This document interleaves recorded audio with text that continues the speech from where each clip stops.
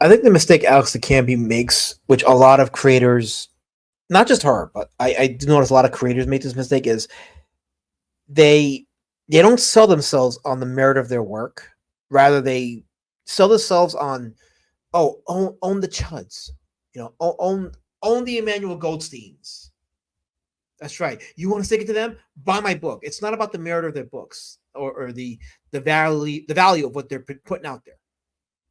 No, it's about owning your enemies, owning your critics. That's one of the ways to determine that, yeah, she's not as successful as she thinks she is.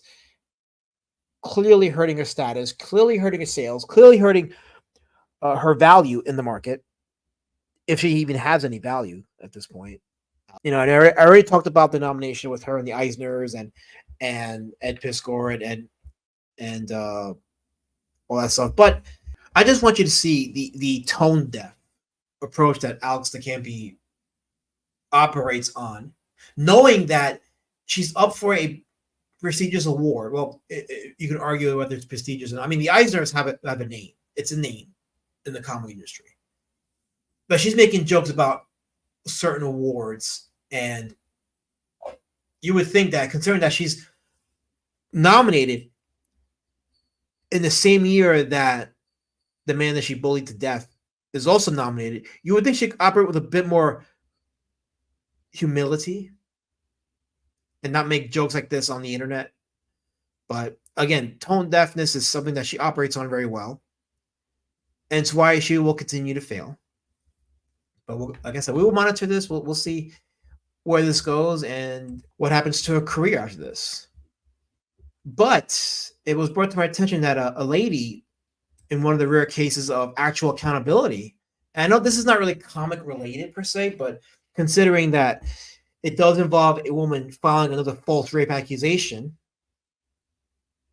it's something worth noting, because we want to put names to these accusers and names to these women who weaponize assault. We have Anjela Borisova Urumova from Bucks County, Pennsylvania, who accused a man of raping her. She filed a false police report, and then it turned out that she lied, and they determined that she was lying based on multiple inconsistencies and contradictory information about her story. So they actually did their due diligence. They actually interrogated her and were able to determine that, no, she's not being truthful here. So they determined that, and after grilling her, she actually admitted lying about the incident. And by the way, her victim ended up in prison for 30 days based on her false accusation. So her victim lost 30 days of his life on account of this woman's lies. She was arraigned at the Bucks County Correctional Facility, and bail was set. We're going to follow this Urumova case, because I think if we finally have some real accountability on the local level, and I say local level because the only real case of accountability that we really have in a high profile sense is Johnny Depp and Amber Heard. But not many men have millions of dollars to spend in legal fees to clear their name from their accusers and their slanderers. This is a case where we have what you would call a street level incident that has occurred. And we have probably one of the first real case of a woman being held accountable for lying and slandering her victim and taking away some time from the victim's life. This will be, and it's interesting that it takes place in the same state that Piskor's accusers, Molly Dwyer and Molly Wright, committed their acts of slander and lies. And I think it's time that we start spotlighting these women who continue with their crimes. And these are not victimless crimes. Men do get hurt with these crimes. Men will lose their lives, whether in the sense of having their time robbed from them or having their lives robbed from them. But good on the Bucks County DA in doing their due diligence and dissecting this woman's story.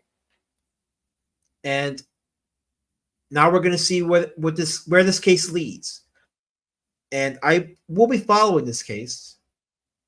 again, not comic book related, but again, because of what happened in the comic industry with Ed Piskor, I think it's time we start spotlighting these cases and start putting accountability at the feet of individuals, not just with women, but individuals, because there shouldn't be a difference in accountability because of your gender. If you lie and slander and accuse someone and it causes them loss of life or time, you should be held accountable for it. So I'll follow this case. If there's any changes, any notable updates, I will keep an eye on this. I know it's not a high profile case. It's not as attractive as other cases are. You know, you're probably saying, why aren't you following the Nick Rekieta thing? And I'm like, well, a bunch of YouTubers are going to be talking about Nick Rekieta, and I'll just be lost in the swamp of other YouTubers, and my opinions are not going to be any different than most of them. So who gives a shit about what I got to say? But then a story like this comes up, and I think it has more real world implications. Not that doing drugs and endangering, I shouldn't say endangering, but doing drugs in the presence of your kids doesn't have real world implications. But I'm sure there's a lot of information about that case that's going to come out. I think the Anjela Urumova case is more significant because of how consistently these kind of things happen and how inconsistently accountability is thrown at the feet of the women who lie and accuse innocent men of horrendous crimes. I'll stay tuned for this one. I will keep you guys updated on this. Hopefully this will have a very positive ending. And by positive, I mean that she'll be held accountable, she'll do some jail time and pay a fine, and more women take note that, hey, don't slander men, don't lie and slander and accuse men. Just don't destroy men's lives because of some petty catty shit that you have to feel needs vindication. But thanks for watching, guys, and we will keep you updated on this. Have a great rest of your day and take care.